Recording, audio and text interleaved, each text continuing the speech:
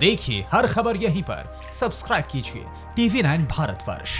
Partha sir, अभी जो हम जानकारी देख रहे हैं, definitely it is an act of aggression, लेकिन जो हुआ है, how much will it affect पूरा जो दुनिया भर में अभी जो चल रहा है उस सबको, specially considering what is happening China और भारत के बीच में, या उससे कोई फर्क पड़ेगा या नहीं पड़ेगा? Your reaction sir.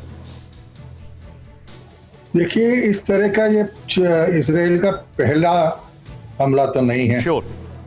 जब इराक ईंधन बना रहा था परमाणु अस्त्र के लिए, इराकी जो फैक्ट्रीज रिएक्टर्स थे उस पर हमला किया इजराइल ने।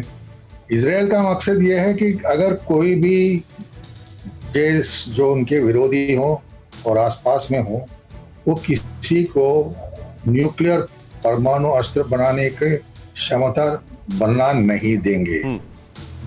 तो ये सारी दुनिया जानती है कि इस पर लगा हुआ है ईरान कई सालों से, और ये कोई नई बात नहीं है कि इजराइल पहली बार कर रहा है। एक सद्दाम हुसैन के ज़माने में वहाँ भी उन्होंने इस तरह की हमला अमेरिकन जहाज़ों के साथ किया, लेकिन इससे तनाव बढ़ेगा। तनाव इसलिए कि ये नहीं कि हर एक इस्लामी देश जो वहाँ है वो ईरान को समर्थन देगा। सऊदी अरब जैसे देश इससे बहुत खुश होंगे। यानी कि कहा जाता है कि सऊदी अरब और इजराइल के बीच निकट संपर्क हैं ईरान को जगह में रखने के लिए, अपने स्थान में रखने के लिए। हम पर क्या असर पड़ेगा?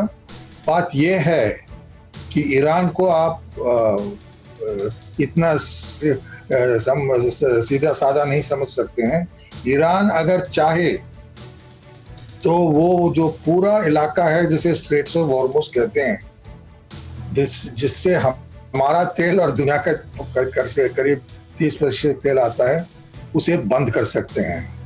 लेकिन मैं समझता हूँ उसके रोकने के लिए अमेरिका के जो 5th फ्लीट है बहरीन में, उसका इस्तेमाल होगा।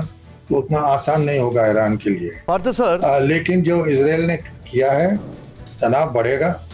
ये कोई नई बात नहीं है, इराक पर हुआ ऐसा हमला, और अगर ये अंतर्राष्ट्रीय स्तर पर उठाया गया, खासतौर पर यूनाइटेड नेशंस में, तो इसे अमेरिकन वीटो कर दे। पार्थ सारथी सर, मैं आपसे चीज एक समझना चाहूंगा, क्या अभी इस वक्त दुनिया 3 अलग अलग वॉर जोन्स में डिवाइडेड है? मैं थोड़ा एग्जैजरेट कर रहा हूं, बट अगर समझूं तो पहला जो एक अभी लेटेस्ट है, ईरान वर्सेस इजराइल, दूसरा भारत वर्सेस चाइना, और तीसरा साउथ चाइना सी में जो एग्रेशन है।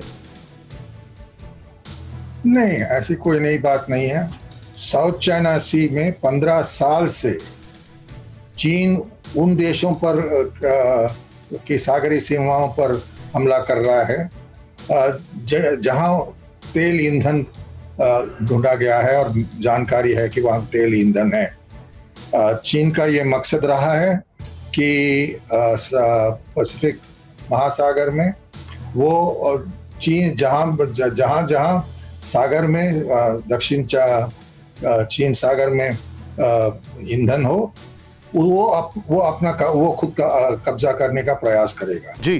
तो इसके कारण चीन और ये जो उनके पड़ोसी देश हैं उससे संबंध बिगड़े हैं। और पिछले एक हफ्ते पहले आसियान की तरफ से एक रेजोल्यूशन निकला, प्रस्ताव, कि चीन को अंतर्राष्ट्रीय कानूनों का मर्यादा समझना चाहिए और इस तरह के कार्रवाइयों रोकना पड़ेगा। पहली बार यह है कि सम्मिलित होकर दक्षिण एशिया के देशों ने चीन के खिलाफ इस तरह से प्रस्ताव पास किया। Got your point. हमारे लिए ये सब अच्छी बात है, क्योंकि हमारी चिंता है चीन का दुरुपयोग इस इलाके का, और जो हमने बनाया है क्वाड, यानी कि जापान, अमेरिका, ऑस्ट्रेलिया, मैं अभी उसी पे आने वाला हूं, सम्मिलित हुए हैं रक्षा के मामले पे, सुरक्षा के मामले पे, इस पर हमें और सहयोग मिलेगा उन देशों से।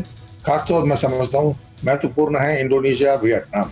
पार्थ सर, मैं उसी चीज पर आने वाला हूं जो आपने अभी बताया है, जो एक भारत ने 4 देशों के साथ जो समर्थन मिल रहा है, मैं इसको अपने दर्शकों को दिखाना चाह रहा हूं। लेकिन एक इमीडिएटली मुझे एक जानकारी मिल रही है, बेंजामिन नेतन्याहू ने अभी ये सारी चीजों को एक्सप्लेन किया है। जैसे ही वो तैयार होगा मैं आपको दिखाऊंगा, लेकिन उससे पहले परवाह देश की, सोमवार से शुक्रवार रात 10 बजे TV9 भारतवर्ष पर।